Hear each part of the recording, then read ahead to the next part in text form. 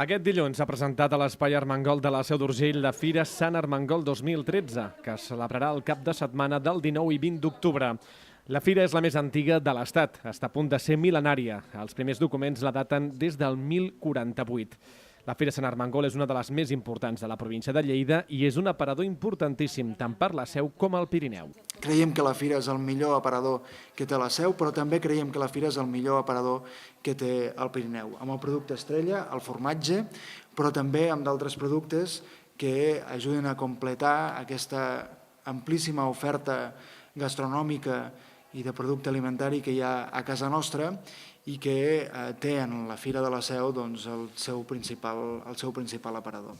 La Fira Sant Armengol comptarà amb la 19a edició de la Fira de Formatges Artesans del Pirineu. Precisament per donar encara més importància a la Fira de Formatges, aquest any no es permetrà la instal·lació de paradetes a l'exterior del recinte poliesportiu.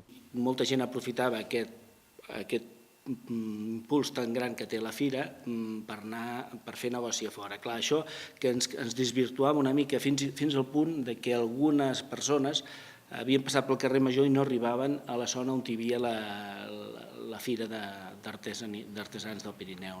Aleshores, això hem vist que era una porta oberta que ens podia fer mal com a fira i l'hem tancat aquest any no deixant posar formatge a la venda fora del recinte firal.